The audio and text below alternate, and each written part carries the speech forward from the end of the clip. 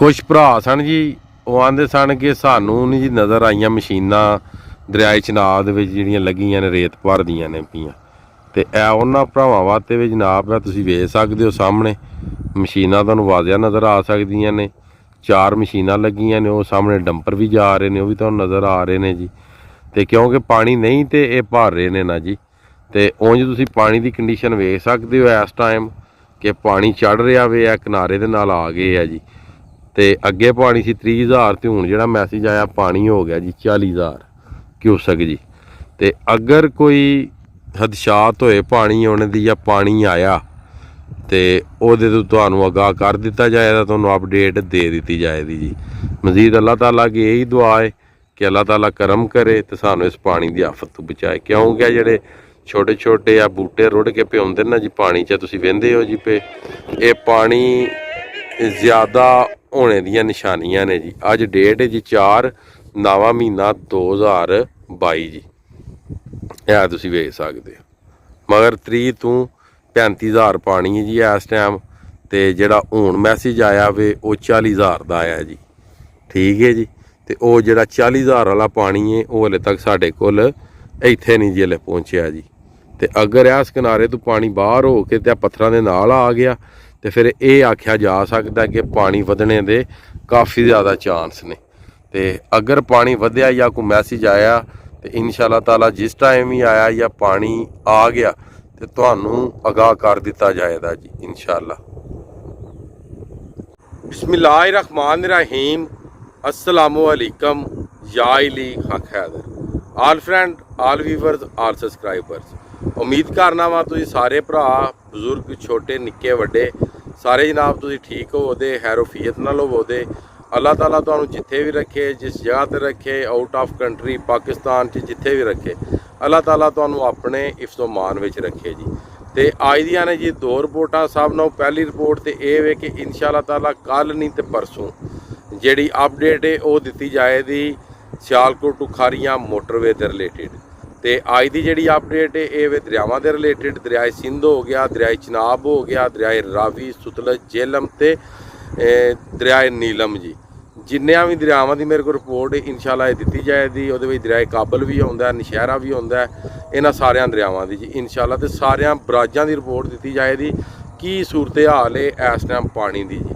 तो सब नालों पहला जिन्हां भरावां ने, जिन्हां दोस्तां ने चैनल नूं सबसक्राइब नहीं कीते आ, ये जनाब तुहाडा ही चैनल है, इनू सबसक्राइब कर लवो तो बैल का बटन जिहड़ा वे वो तुसीं प्रेस कर लो। जिहड़े फेसबुक यूज़र भरा ने मेरे, तुहाडी स्क्रीन के सामने मेरे फेसबुक पेज का नाम आ रहा है, इनू लाइक कर लो तो आल वीडियोज़ ते क्लिक कर लो। तो अपडेट करने जी शुरू दरियाए चनाब की सब नालों पहला, तो फिर उस तो बाद सारिया दरियावां की नाल नाल तुहानूं अपडेट देने जी। अज डेट हो गई है जी 4 नवां महीना 2022 जी। तो अपडेट करने शुरू। तो माशाल्लाह कुछ टिकटाकर और कुछ यूट्यूबर जी माशाल्लाह बहुत ही अच्छी वो परफॉर्मेंस विखा रहे ने। जेडे सैलाब के मुतासरीन ने वो गए ने जनाब खैराबाद वाली साइड ते, तोसे वाली साइड ते, उन्हां सारियां दी मदद कर रहे हैं जी। तो अल्लाह ताला उन्होंने होर ही मदद है जी, क्योंकि वो अच्छा काम कर रहे हैं। तुसीं सारे भरा उन्हां दी सपोर्ट कर रहे हो। तो इस वास्ते मैं उन्होंने जनाब एप्रीशिएट करना वा, माशाल्लाह बहुत ही अच्छा काम कर रहे हैं। तो सब नालों पहला रिपोर्ट सुन लवो जी दरियाए चनाब की। तो रात नूं आज़ाद कश्मीर दे विच और जम्मू कश्मीर दे विच काफ़ी ज़्यादा बारिश हुई है। उस बारिश के बायस पानी दरिया च आए आवे, मगर 30,000 क्यूसक हैड मराला पानी डिस्चार्ज कर रहा वे, ज़्यादा नहीं। अगर कोई एमरजेंसी बन जाती है, क्योंकि जो रब जानदा वो बंदा नहीं जानता, तो इंशाअल्लाह सारे काम छड्ड के तुहानूं सारियां भरावां नूं अपडेट दे दी जाएगी कि दरियाए चनाब की जिहड़ी सूरत हाल है ये बिगड़ गई है। उस तो बाद जिहड़ा खानकी है वो 22,000 क्यूसक पानी डिस्चार्ज कर रहा है, जिहड़ा कादराबाद है वो 28,000 क्यूसक पानी डिस्चार्ज कर रहा है। उस तो बाद जिहड़ा वे त्रिमू वो 34,000 क्यूसक पानी डिस्चार्ज कर रहा वे। उस तो अगे हैड 5 नद जिहड़ा वे वो 37,000 क्यूसक पानी डिस्चार्ज कर रहा वे अज की डेट च। ये तो होगी रिपोर्ट दरियाए चनाब की। हुण तुहानूं रिपोर्ट देने जी दरियाए रावी दी। बल्लोगी कोल जिहड़ा पानी है इस टाइम 33,150 है। नहरा शहरां नूं दे के थल्ले जिहड़ा सदनाई कोल पानी जा रहा है, जिहड़ा सदनाई दे कोल वो 20,150 पानी है जी। ਉਹ ਸਿਰਫ ਔਰ ਸਿਰਫ ਨਹਿਰਾਂ ਵਾਤੀ, ਕੋਈ ਜ਼ਿਆਦਾ ਪਾਣੀ ਰਾਵੀ ਵਿੱਚ ਨਹੀਂ। ਰਾਵੀ ਵਾਲੇ ਵੀ ਸੇਵ ਨੇ ਫਿਲਹਾਲ ਤੇ ਦਰਿਆਏ ਚਨਾਬ ਵਾਲੇ ਵੀ ਸੇਵ ਨੇ।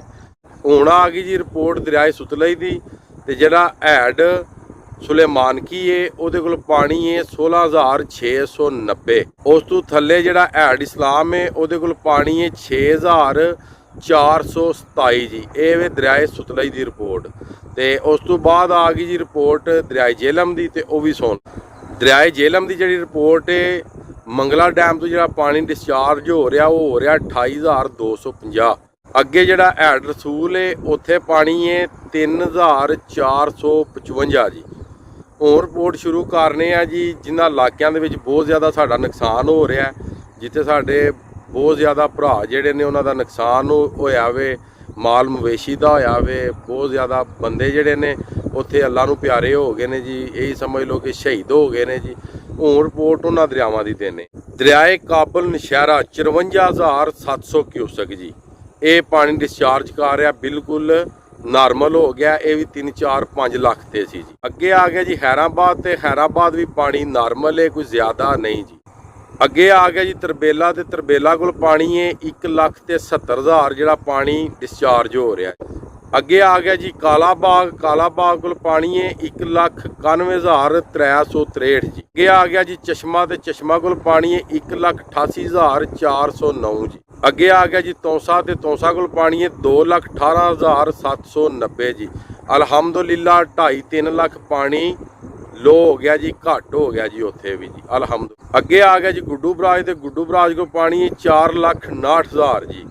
ਅਲਹਮਦੁਲਿਲਾ ਇਹ ਵੀ ਅੱਲਾ ਦੇ ਫਜ਼ਲੋ ਕਰਮ ਨਾਲ ਪਾਣੀ ਇਹਦਾ ਵੀ ਲੋ ਹੋ ਰਿਹਾ ਜੀ। ਅੱਗੇ ਆ ਗਿਆ ਜੀ ਸੱਖਰ, ਸੱਖਰ ਕੋਲ ਪਾਣੀ ਹੈ 5,54,650 ਜੀ।